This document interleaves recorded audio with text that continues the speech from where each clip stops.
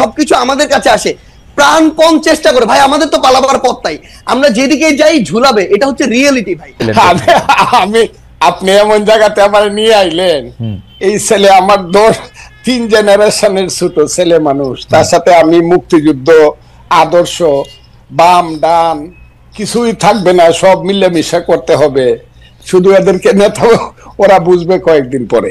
ওই যে এরা যেমন 6 মাস পরে বুঝছে যে একটা মুক্তিযুদ্ধ ছিল, তাদের নেতা মাহফুজ আলম বলছে 6 মাস লাগবে না, এরা 1 মাস পরেই বুঝবে আরো কি কয় এরা। আমি এই কথাটা বলে দিলাম, বাবারা তোমরা ভালো থাকো। এর আগে কোনো মহান নেতার সাথে আমি বসি না, আমি আগে জানলে মহিউদ্দিন সাহেব আমি অন্য কিছু বলতাম। শোনো তুমি কথাটা, ফাউন্ডেশন কি বুঝায়? একটা বিল্ডিং এর ফাউন্ডেশন, বাংলাদেশের ফাউন্ডেশন কি? বাংলাদেশ নামটা কিভাবে হলো, কিসের মধ্য দিয়ে বাংলাদেশ? এটা তো নামটা ছিল পূর্ব পাকিস্তান, এটা বাংলাদেশ হলো কেমনে? তুমি 47 কে বলতেছো আজাদির যুদ্ধ, আজাদির যুদ্ধ তো 52 সনে শেষ হয়ে গেছে। 52 সনে আইসেই তো স্লোগান হয়ে গেল আমার মায়ের ভাষা কেড়ে নেওয়া যাবে না, যখন পাকিস্তানিরা পাঞ্জাবিরা আমাদের ভাষা কেড়ে নিতে চাইলো। মাত্র 5 বছরের মাথায় তো সব শেষ হয়ে গেল। এরপরে 52 থেকে যে তোমার সাথে কি বলবো, 69 71, তোমার বাবার জন্ম কত সনে আমি জানি না, আরো পরে হবে, আমার চেয়ে ছোট হবে তোমার বাবা। তুমি একটা কথা মনে রাখবার চেষ্টা করো, ইতিহাস বাদ দিয়া বাংলাদেশের এই যে 62, 64, 66, 69, 71 বাদ দিয়া শুধু তোমরা এসে একটা আন্দোলনে জয়লাভ করে ফেলছো এবং আন্দোলনের মাথায় তোমরা দাঁড়াইছো। এই ফসলটা কিন্তু বপন করছে জমির মধ্যে বিএনপি সহ বিরোধী দল, বীজ ফলাইছে বিরোধী দল, চারা লাগাইছে বিরোধী দল, আলিবাজ দিছে বিরোধী দল, ধান হলুদ করছে পানি দিছে বিরোধী দল। তোমরা এসে 1 মাসে কাইটা দিছো, 1 মাসে কাইটা দিয়ে তোমরা মনে একটা ছোট প্রশ্ন করতে চাই, আপনি যাদেরকে বলতেছেন ওরা এসে কাইটা দিছে, ওরা না আসলে আপনারা কি কাটতে পারতেন? একদম একদম, হয়তো আরো 15 দিন পরে হইতো, আরো 1 মাস পরে হইতো, কিন্তু হতো না। কে বলছে? আমার সন্তানের মতো। আমি যখন ছাত্রলীগের প্রেসিডেন্ট 80 সনে, ওই সময় বুধ জন্মগ্রহণ করে নাই, আমি 80 সনে ছাত্রলীগের প্রেসিডেন্ট, 83 পর্যন্ত এরশাদ বিরুদ্ধে আন্দোলনের আমি প্রধান নেতা। যেদিন জয়নাল, জাফর, মুজাম্মেল, কাঞ্চন, দীপালি শাহ, আমি প্রধান নেতা, আমি একা বক্তৃতা করছি। এগুলো তো এদেরকে বলে লাভ নাই তো, এইসব কথা। তুফাইল আহমদরা কারা, শাহ মুয়াজ্জেমরা কারা, নূরে আলম সিদ্দিকে মুক্তিযুদ্ধ কারা করছে? এরা কি আন্দোলন সংগ্রাম করে? এরা কি আন্দোলন করেই কইছে আমাকে মন্ত্রী সভায় নেও আর আমার কথায় রাষ্ট্র চলবো? এরা তো গিয়ে এখন গ্রামে গ্রামে বৈশা থাকে, ওই যে সমন্বয়কের নামে জেলায় জেলায় কি করতেছে তারা। এখন দল করবে, আমি তাদেরকে অভিনন্দন জানাই রাখলাম, বাবারা একটা দল করো, তোমাদের দল অনেক বড় হোক, সব মানুষ তোমাদেরকে ভোট দেখ, তোমরা মানুষের কাছে যাও, গিয়া তোমরা দেশ চালাও। কিন্তু আমাদেরকে নিয়ে, আমাদের মুক্তিযুদ্ধ নিয়ে কটাক্ষ করিয়া যা ইচ্ছা তা বলবা যে আমরা মাপ চাইতে হবে, এখন মুসলমানরা আল্লাহর কাছে মাপ চাইতে হবে, মুক্তিযুদ্ধের এই কথাটাও আমাদেরকে সহ্য করতে হবে। এবং এই কথার পিছনে জামাত ইসলাম নাই, এটা আমাকে ধরতে হবে। এটা কে বলছে?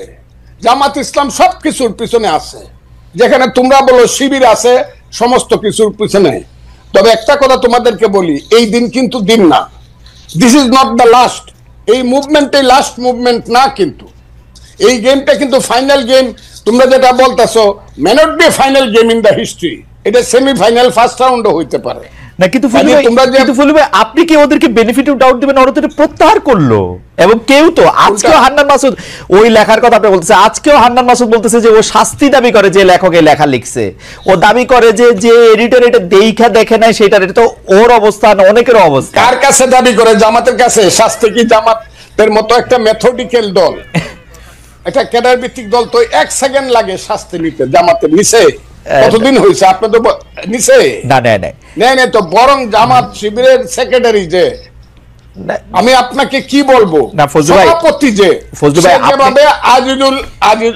আমি হেলালের সাথে তর্ক করছে, আজিজুল বাড়ি হেলালের সাথে, মুক্তিযুদ্ধ যে সঠিক ছিল না, এটা কি ছিল, এইসব কুকথা আকথা বা ওই যে কুযুক্তি আমি তো এই ছেলেদের সাথে আলাপ করতে না না, আপনি ছেলেদের সাথে আলাপ করেন না, আপনার কথা বাংলাদেশের সবাই শুনতেছে, এই মুহূর্তে 13,000 জনের বেশি এতে লাইভ দেখতেছে।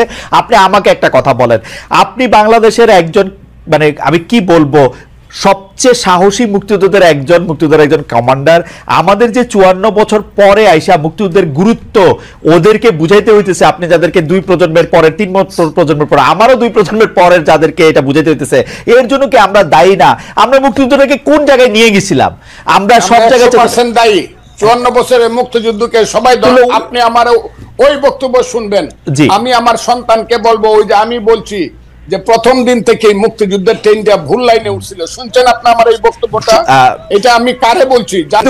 আমার একটা আফসোস কি জানেন, যেই কথা আপনি ধরেন 1972, 73, 74 সালে আপনি বলতেছেন, 30 বছর 35 বছরের একটা দুর্দণ্ড প্রতাপশালী যুবক, সেই কথাই যখন আবার ওরা বলে, ওর কাছাকাছি কথা বললে আপনি এটা সহ্য করতে পারতেছেন না, এটার কারণটা কি? আসলে না, ওরা তো মুক্তিযুদ্ধটাকে মাকে অস্বীকার করে, মাকে যে অস্বীকার করে সে সন্তান না। আমি তো মাকে অস্বীকার করি না, আমি বলি আমার মাকে ভুল পথে নেওয়া হয়েছে, আমি বলি সেইটা। আমি তো মাকে অস্বীকার করি না, তো মা অস্বীকার করে, তাই নাকি? আমি মুক্তিযুদ্ধ তো অস্বীকার করি না, আমি বলি মুক্তিযুদ্ধের ট্রেনটাকে ভুল পথে চালানো, আমি বলি তো সেইটা। শুধু ট্রেন ভুল পথে চালানো, নাম কইরা মানে শোষণ, জনতোষণ, মুক্তিযুদ্ধের নাম করে লাভ হয়েছে। ওই যে ছেলে এখন কথা বলতেছে, হ্যাঁ, ইউনিভার্সিটিতে পড়ে বা অনেক সুন্দর সুন্দর কথা বলে, এরা কথা বলে মুক্তিযুদ্ধ না হইলে ভুল ত্রুটি যত কিছু 54 বছর বলেন, বাঙালির সন্তান কিন্তু জেনারেল ওয়াকারুজ্জামান হইতো না, বাঙালির সন্তান কিন্তু সিনিয়র সচিব হইতো না, বাঙালির এই দেশে আদমজি, ইস্পাহানি, দাউদ, বাউনির সাইকেলের গাড়ি দেখতাম, তার নাতিদের গাড়ি। আমাদের সেই ছেলে যে এখন ওদের যে নেতা হাসনাত আব্দুল্লাহ, আমি তাকে ধন্যবাদ দিব, সে বলছে আমি 4 কোটি টাকা দামের গাড়ি দৌড়াই। 4 কোটি টাকার গাড়ি বাঙালি ছেলেদের থাকতো না, আদমজির নাতি রোলস রয়েস গাড়ি আমাদের দেখতে হতো। মুক্তিযুদ্ধ হয়েছে বলেই বাঙালি বলতে পারে 36,000 কোটি টাকা চুরি করার মতো সুবিধা হয়েছে, না হইলে দাঁড়ায় দাঁড়ায় দেখতে হইতো পাঞ্জাবিরা কি করে দেশ লুট করে, আর আমাদের মেয়েদেরকে নিয়ে গিয়ে সুন্দর সুন্দর বাগনা বানায়। মুক্তিযুদ্ধ সবটা খারাপ এই কথাটা আমি বলবো না, আমার মনে যে ভুল হয়েছে, কিন্তু মুক্তিযুদ্ধ সবটা খারাপ। মুক্তিযুদ্ধ হওয়ার ফলেই বাংলাদেশ নামে একটা দেশ হয়েছে, বাঙালি জাতির একটা রাষ্ট্র হয়েছে। বাস দ্যাটস অল। আমি আপনাকে শেষবারের মতো আসবো 1 মিনিটের একটা প্রশ্ন করার জন্য। সেই প্রশ্নটা হচ্ছে এরকম যে আপনি বাংলাদেশের রাজনীতির, যেটা আমি প্রথমেই করেছিলাম, যে 54 বছরের মধ্যে কোন সময়টা বাংলাদেশ রাষ্ট্র হিসাবে মুক্তিযুদ্ধের আদর্শে পরিচালিত হয়েছে বলে আপনি মনে করেন? আমি বলি তো সেটা, শুধু ট্রেন ভুল পথে চালানো, নাম কইরা মানে শোষণ, জনতোষণ, মুক্তিযুদ্ধের নাম করে লাভ হয়েছে। ওই যে ছেলে এখন কথা বলতেছে, হ্যাঁ, ইউনিভার্সিটিতে পড়ে বা অনেক সুন্দর সুন্দর কথা বলে, এরা কথা বলে মুক্তিযুদ্ধ না হইলে ভুল ত্রুটি যত কিছু 54 বছর বলেন, বাঙালির সন্তান কিন্তু জেনারেল ওয়াকারুজ্জামান হইতো না, বাঙালির সন্তান কিন্তু সিনিয়র সচিব হইতো না, বাঙালির এই দেশে আদমজি, ইস্পাহানি, দাউদ, বাউনির সাইকেলের গাড়ি দেখতাম, তার নাতিদের গাড়ি। আমাদের সেই ছেলে যে এখন ওদের যে নেতা হাসনাত আব্দুল্লাহ, আমি তাকে ধন্যবাদ দিব, সে বলছে আমি 4 কোটি টাকা দামের গাড়ি দৌড়াই। 4 কোটি টাকার গাড়ি বাঙালি ছেলেদের থাকতো না, আদমজির নাতি রোলস রয়েস গাড়ি আমাদের দেখতে হতো।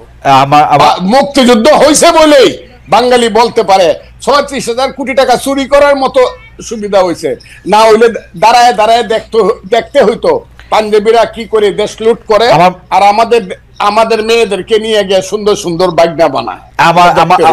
মুক্তিযুদ্ধ সবটা খারাপ এই কথাটা আমি বলবো না, আমার মনে যে ভুল হয়েছে, কিন্তু মুক্তিযুদ্ধ সবটা খারাপ। মুক্তিযুদ্ধ হওয়ার ফলেই বাংলাদেশ নামে একটা দেশ হয়েছে, বাঙালি জাতির একটা রাষ্ট্র হয়েছে। বাস দ্যাটস অল। আমি আপনাকে শেষবারের মতো আসবো 1 মিনিটের একটা প্রশ্ন করার জন্য। সেই প্রশ্নটা হচ্ছে এরকম যে আপনি বাংলাদেশের রাজনীতির, যেটা আমি প্রথমেই করেছিলাম, যে 54 বছরের মধ্যে কোন সময়টা বাংলাদেশ রাষ্ট্র হিসাবে মুক্তিযুদ্ধের আদর্শে পরিচালিত হয়েছে বলে আপনি মনে করেন? সেই সময়টা হলো 10 এপ্রিল থেকে 16 ডিসেম্বর 1972 সন, মানে মোটামুটি ভাবে। হ্যাঁ, 10 এপ্রিল 1971 সাল থেকে, 10 এপ্রিল 1971 সাল থেকে 71 না, 10 এপ্রিল 1972। মুক্তিযুদ্ধের পরের কথা বলছি আমি, ওকে, থেকে 4টা এবং আলটিমেটলি 16ই ডিসেম্বর পর্যন্ত মানে ওই পথে মুক্তিযুদ্ধের পথে দেশটা চলছিল। কেন?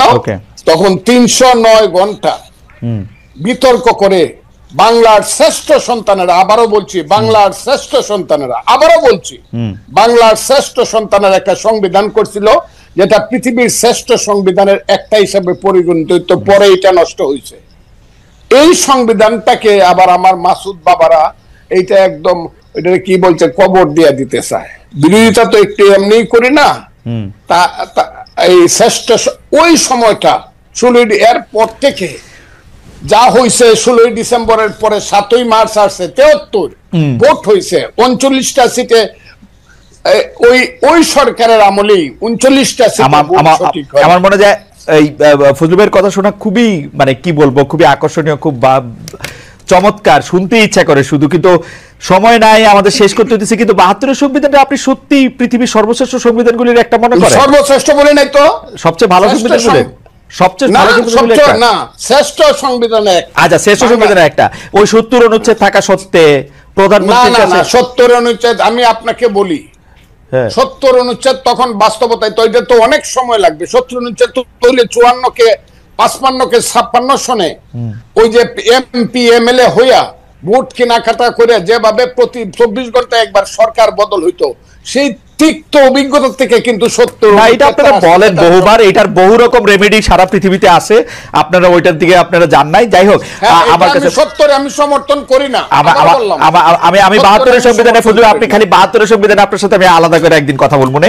হাওয়েভার আপনি মানে একটু আপনার সাথে কথা বললে তো একটু প্রস্তুতি নিয়ে আসা উচিত, একটু সময় নিয়ে আসা উচিত, সেই জন্য আমি একটু প্রস্তুতি আর সময় নিয়ে 72 সংবিধানটা নিয়ে আপনার সাথে আপনি একদিন কথা বলবো না। কিন্তু ফজলু ভাই একদম চমৎকার ভাবে বলছেন যে উনি মনে করেন বাংলাদেশ মুক্তিযুদ্ধের চেতনার পথে ছিল হচ্ছে 1972 সালের 10ই এপ্রিল থেকে 4ঠা ডিসেম্বর পর্যন্ত, অর্থাৎ যতক্ষণ পর্যন্ত গণপরিষদ 16 ডিসেম্বর, 4টা নভেম্বর, হ্যাঁ 16 আপনি 16 ডিসেম্বর পর্যন্ত মনে করতেছেন, তাই তো? বলছি কারণ 16 ডিসেম্বরে গিয়ে এটা কার্যকরী হয়েছে। ওকে, 16 ডিসেম্বর পর্যন্ত কার্যকরী হচ্ছে, আর বাকি সময়টার ক্ষেত্রে তিনি সেটা মনে করেন না। আমরা একটু প্রশ্নটা একটু এক্সটেন্ড করি, আপনারা যে রাজনীতির মধ্যে দিয়ে যাইতেছেন, আমি বাংলাদেশের এই রাজনীতি দিয়া গত 30-32 বছর যতদিন পর্যন্ত এগুলো আমি অবজার্ভ করি, দেখছি যে আওয়ামী বিএনপি যে পথে হাঁটতেছে, আপনারা এই একই পথেই হাঁটতেছেন, ওইটারই আপনারা রাজনীতি মনে করতেছেন। গিয়ে এলাকার মানুষে বলবেন ব্রিজ বানাই দিবেন, রাস্তা বানাই দিবেন, কাউরে আপনি টাকা দিবেন, টেন্ডার দিবেন, সাহায্য দিবেন, কারো থেকে চাঁদা নিবেন, কাউরে চাঁদা দিবেন, একই সিস্টেম তো, মানে আপনারা তো আলাদা কিছু হইলেন না। একটা ভাই শোনেন, একটা জিনিস আপনাকে বলি, সবচেয়ে বড় কথাটা হচ্ছে আমি আপনার একটা কথার সাথে সম্পূর্ণ দ্বিমত করি, এবং এই কথাটা আমার কাছে মনে হয়েছে খুবই জেনারেলাইজড একটা কথা।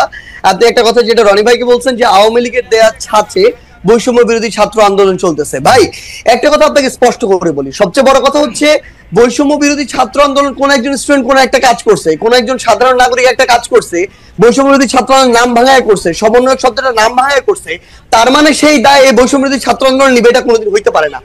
আমরা আমাদের জায়গা থেকে সবচেয়ে বড় যে জিনিসটা দেখছি যে এই পুরো যে আপনি যে সিস্টেমটা কথা বলতেছেন, কালচারটার কথা বলতেছেন, এইটা বৈষম্য বিরোধী ছাত্র আন্দোলন বলতে আপনারা যাদেরকে চেনেন সেই হিসেবে এই মানুষগুলো এটার জন্য সবচেয়ে বেশি স্ট্রাগল করে যাইতেছে। এই পুরো বাংলাদেশের নতুন যে সংস্কার প্রক্রিয়া, এটার জন্য সবচেয়ে বেশি স্ট্রাগল করে যাইতেছে।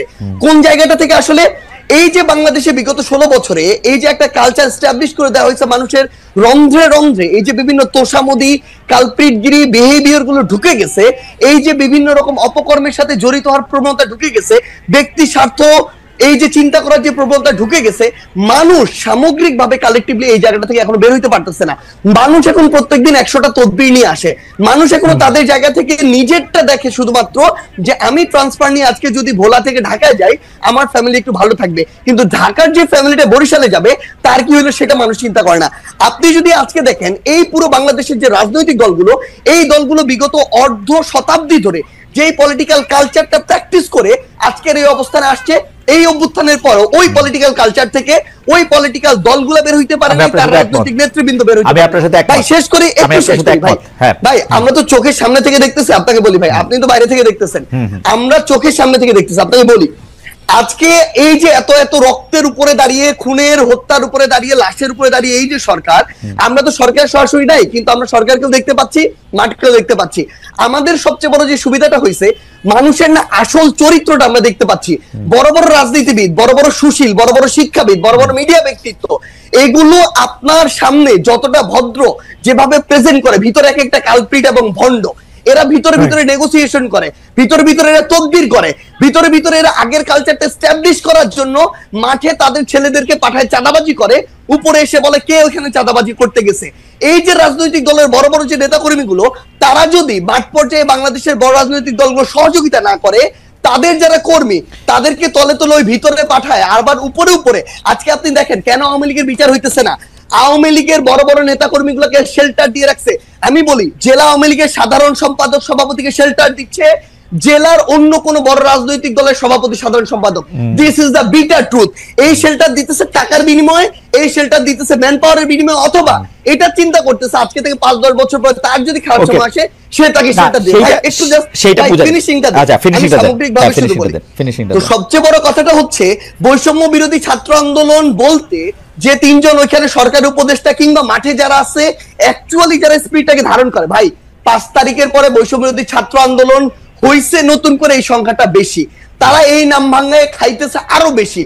এবং এই মানুষগুলো থেকে শুরু করে অন্যান্য যারা আছে, তারা যদি তাদের জায়গা থেকে যেটুকু সহযোগিতা করা দরকার, এরা শেখ হাসিনার বিরুদ্ধে যেভাবে সহযোগিতা করছে, ওই সহযোগিতা যদি থাকতো, বাংলাদেশ 6 মাসে প্রত্যাশার চেয়ে বেশি পরিবর্তন হইতো। কিন্তু সবচেয়ে বড় সমস্যা হচ্ছে, আমরা তো সামনে থেকে ওইখানে থেকে ফেসটা পরিচিত হয়ে যাওয়ার কারণে সবকিছু আমাদের কাছে আসে, প্রাণপণ চেষ্টা করে। ভাই আমাদের তো পালাবার পথ নাই, আমরা যেদিকে যাই ঝুলাবে, এটা হচ্ছে রিয়েলিটি। ভাই সামগ্রিক যে স্টেক হোল্ডার গুলো, এগুলো তো বিগত কালচার গুলোর সাথে অতপ্রতভাবে জড়িত এবং সহযোগী। এরা যদি এই কালচার থেকে বের না হয়, বৈষম্য বিরোধী ছাত্র আন্দোলন বলতে যাদেরকে চেনেন বা যারা আছে, তারা তাদের জায়গা থেকে যতটুকুই কাজ করুক না কেন, ওই কাজগুলো আওয়ামী লীগের মতো করে হয়ে যাচ্ছে। আপনারা তদবির করতেছেন তো, বিভিন্ন জায়গায় আপনারা তদবির করতেছেন তো, করতেছেন না? আসতেছে আপনাদের কাছে একটা ভাই, শুনেন ভাই, আসতেছে 100টা, হ্যাঁ করতেছি না ভাই। আপনি একটা রেফারেন্স বের করে দেখাবেন যে এই তদবিরটা করছি। এবং যদি কোনো একটা ক্ষেত্রে, ভাই বলি, ধরেন কোন একটা জেলার ডিসি ওই জায়গায় গিয়ে এখনো রাজনৈতিক দলের তোষামোদি করতেছে, জনগণের চিন্তা না করে নির্দিষ্ট কিছু মানুষের এজেন্ডা বাস্তবায়ন করতেছে, ওই এলাকার মানুষ, জনগণ, ছাত্র প্রতিনিধি সবাই একসাথে এসে যখন বলে, তখন এই দাবিটা তুলছি। কিন্তু আপনি এটা যখন জনগণের ক্ষেত্রে হবে, দেশের স্বার্থ হবে, তখন আমরা আমাদের জায়গা থেকে দাবি তুলবো। আপনি এটা একটা এক্সাম্পল দেখাবেন। আমি দেখাবো সার্জিস, আমি একটা এক্সাম্পল দেখাবো, একটা এক্সাম্পল দেখাই, অবশ্যই আমার একটা এক্সাম্পল দেখাই, একটা এক্সাম্পল, হ্যাঁ আপনারই দেখাই। আমার এটা বলতে মানে এটা খুব ইচ্ছা ছিল না, কিন্তু যাই হোক, একজন জুডিশিয়ারির একজন খুব উঁচু পদের কর্মকর্তা আমাকে জানিয়েছেন, আমি বলি। সেটা হচ্ছে, আপনার বাবার তদবিরের কারণে নিয়োগ বন্ধ করে দেওয়ায় পঞ্চগড়ের জেলা জজ আর চিফ জুডিশিয়াল ম্যাজিস্ট্রেটকে মিনিস্ট্রিতে অ্যাটাচড করা হয়েছে।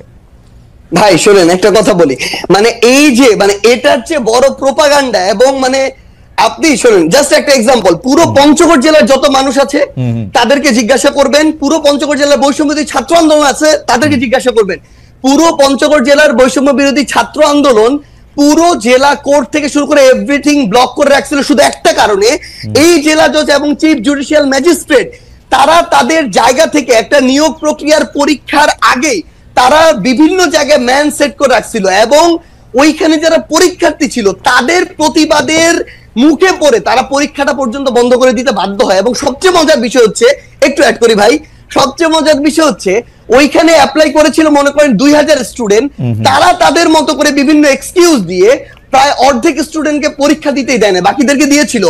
এবং এরপর এটা পর্যন্ত রেফারেন্স ওই স্টুডেন্টদের পরীক্ষার্থীদের কাছে চলে গিয়েছিল, বিভিন্ন পলিটিক্যাল দল তাদের জায়গা থেকে লিস্ট পাঠিয়েছিল।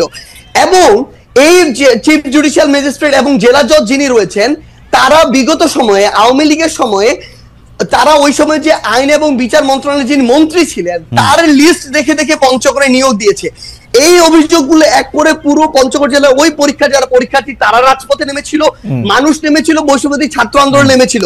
কোন সিঙ্গেল একজন পার্সন যদি এটা বলতে পারে, ভাই আমিও বলতে পারি, খালেদ মহিউদ্দিন ভাই বিগত সময়ে এরকম অনেক কঠিন কঠিন টকশো করেছেন, কিন্তু তারপরও আওয়ামী লীগের বিরুদ্ধে কঠোর হন নাই। সাপোজ এটা এরকম আসতেছে, এই জন্য ভাই 100 কোটি টাকা পেয়েছিলেন, এটা আমি বললাম, কিন্তু এটা কোনদিন সত্য হইতে পারে না। আপনি সিঙ্গেল এরকম একটা দেখাবেন যে কেউ একজন বলবে যে আমাদের একটা রেফারেন্স ওই জায়গায় গিয়েছিল, যে কারণে আমরা এটা বাধা দিয়েছি। সিঙ্গেল একটা। আচ্ছা, প্রথম কথা যে আপনারা এটা খুব ভালো করে জানেন, আপনারা কিন্তু রাজনৈতিক আন্দোলন করেন নাই রে ভাই, আপনারা কিন্তু রাজনৈতিক আন্দোলন করেন নাই, আপনারা চাকরি আন্দোলন করছেন। না ভাই, সবচেয়ে বড় শুনেন, আপনার কাছে অভিযোগটা আসছে, তারপর আপনি এটা সমাধান করলেন, ব্যাপারটা কিরকম? না না না, আমার কাছে অভিযোগ কেন আসবে? আমার কাছে কোনো অভিযোগই আসে নাই। আমরা আমাদের জায়গা থেকে যে জিনিসটা দেখেছিলাম যে যখন পঞ্চগড় জেলার বৈষম্যবিরোধী ছাত্র আন্দোলন এই একটা মানে আগে থেকেই ঠিক করা নিয়োগ প্রক্রিয়ায় যাচ্ছিল, এবং তাদের আগের রেকর্ড গুলো এরকম যে বিভিন্ন রেফারেন্সে, বিভিন্ন সুপারিশে এবং অর্থ লেনদেনের মধ্য দিয়ে তারা নিয়োগ দিয়েছে। পুরো বৈষম্যবিরোধী ছাত্র আন্দোলন শুধু না, পুরো পঞ্চগড় জেলা জজ কোর্ট জানি, যত অ্যাডভোকেট আছে সবাই জানে যে তারা এগুলোর সাথে জড়িত। ভাই শেষ করি তো, তখন যখন তারা এই আন্দোলনে নামে, সেই জায়গার জেলা প্রশাসক থেকে শুরু করে জেলা পুলিশ সুপার এবং অন্যান্য যারা, ইভেন আইন এবং বিচার মন্ত্রণালয়ের যারা যিনি দায়িত্বে রয়েছেন সচিব হিসেবে বা অন্যান্য হিসেবে, তারা তাদের জায়গা থেকে এই বিষয়টি শুধু আমাকে বলেছিল যে এইটুকু যেন দেখা যায় যে স্টুডেন্টরা যেন ওখানে ভাঙচুর না করে বিচারিক প্রাঙ্গণে। সেই জায়গাটিতে আমরা আমাদের জায়গা থেকে বৈষম্যবিরোধী ছাত্র আন্দোলনকে বলেছিলাম তারা তাদের যৌক্তিক আন্দোলন চালিয়ে থাক, কিন্তু তারা যেন কোনো ভাঙচুর প্রক্রিয়া রাখে, এইটুকু। এটা হচ্ছে প্রশাসনিক বিষয় ভাই, কিন্তু না ভাই, আমার মনে হয় যে একটা কথা অ্যাড করতে হবে ভাই, একটা কথা অ্যাড করতে হবে, সেটা হচ্ছে সবচেয়ে বড় বিষয় হইতেছে কি ভাই, কিছুদিন আগে আমি এরকম দেখছিলাম সোহরাওয়ার্দী মেডিকেলে একটা প্রেসক্রিপশনে লেখা সমন্বয়ক সার্জিস আলমের আত্মীয়, বাড়ি হচ্ছে নাটোর না পাবনা, এরকম কিছু একটা জায়গা। আমার 14 গোষ্ঠীতে ভাই এখানে কেউ নাই। এখন অল্প কিছু নাম যেহেতু সবাই জানে, এই নামগুলোকে বিভিন্ন ভাবে ব্যবহার করা হয়। যখন দেখতেছে তার প্রত্যাশিত কিছু একটা হচ্ছে না, তখন যাকে তার সন্দেহ হচ্ছে তার বিরুদ্ধে এরকম এলিগেশন দিয়ে দিচ্ছে। কিন্তু এটা যখন ভাই একটা জিনিস শুধু বলি, এটা যখন আপনি আপনার জায়গায় এরকম, আপনি ভাই আমাদের কাছে অনেক রেসপেক্টেড, একদম সোজা বাংলা কথা বলি ভাই, সো সেই জায়গায় যখন এরকম মানে এরকম একটা কথা চলে আসে, কেউ একজন বললো ওইটা এরকম একটা মেইন স্ট্রিম জায়গায় চলে আসে, এটা খুবই অপ্রত্যাশিত। আর আপনাকে যদি অফিসের কথা এবং এই কথাটা বলি ভাই, আমি আমার জেলায় এ পর্যন্ত 8000 কম্বল দিয়েছি ভাই। এই টাকাটা কোনো চাঁদার টাকা না। এই 8000 কম্বল আমি যদি ওই মানুষগুলোর সাথে যোগাযোগ করে না নিতাম, ওই মানুষগুলো অন্য কাউকে দিত। বাংলাদেশে এরকম অন্তত কয়েক হাজার মানুষ আছে যারা প্রত্যেক বছর 10-20 হাজার কম্বল বিভিন্ন জায়গায় দেয়। আমি এর মধ্যে মনে করেন 10 জন মানুষের খোঁজ পেয়েছি বা খুঁজে বের করেছি। আমি ওটাতে যাচ্ছি ভাই, আমি তাদেরকে বলেছি যে ভাই আমার পঞ্চগড়ে প্রচন্ড শীত, আপনি যদি আমাকে 1000 দিতেন, আমি আমার মাধ্যমে বিতরণ করতাম, তাহলে ভালো হতো। তারা দিয়েছেন, এইটুকুই কম্বলের বিষয়। 2 নম্বরে আসেন ভাই রূপায়ণ টাওয়ারের বিষয়।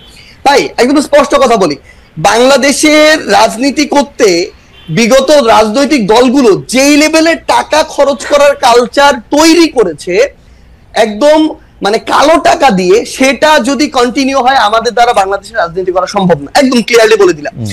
আমরা আমাদের জায়গা থেকে ভাই একটা ফাউন্ডেশন করার প্রসেস অলমোস্ট শেষের দিকে। এই ফাউন্ডেশনের ওপেন ফান্ডিং হবে দেশের এবং দেশের বাইরের। আমরা আমাদের জায়গা থেকে আমাদের ম্যানিফেস্টো তুলে ধরবো পুরো পৃথিবীর মানুষের সামনে। আমরা যদি আমাদের রাইট ট্র্যাকে থাকি তারা ফান্ডিং করবে, যদি না থাকি তারা ফান্ডিং করবে না। এবং আপনি যে এই গাড়িটার কথা বলছেন ভাই, আমি আপনাকে বলি, আপনি যদি দেশে থাকতেন না, আপনি এতদিনে আমার অন্তত 5 দিন কল পাইতেন যে ভাই মহিউদ্দিন ভাই আপনার তো হচ্ছে 2টা গাড়ি আছে, আমাকে একটা গাড়ি একটু 3 দিনের জন্য দেন বা 1 দিনের জন্য দেন, ড্রাইভার এবং গাড়ি আপনার, তেলটা আমি দিব ভাই। আমি ভাই লিখে দিতে পারি, আপনি খালেদ মহিউদ্দিন ভাই আপনার 2টা গাড়ির মধ্যে একটা গাড়ি একদিনের জন্য আমাকে দিতেন। এরকম আমাদের বাংলাদেশে এই অভ্যুত্থান পরবর্তী সময় হাজার হাজার মানুষ আছে ভাই, যে 16 বছর পরে একটু হাত ছেড়ে নিঃশ্বাস নিচ্ছে। এই মানুষগুলোর ওই সামর্থ্যটুকু আছে। এই মানুষগুলো এখন লক্ষ লক্ষ কোটি কোটি টাকা তাদের উপরে যে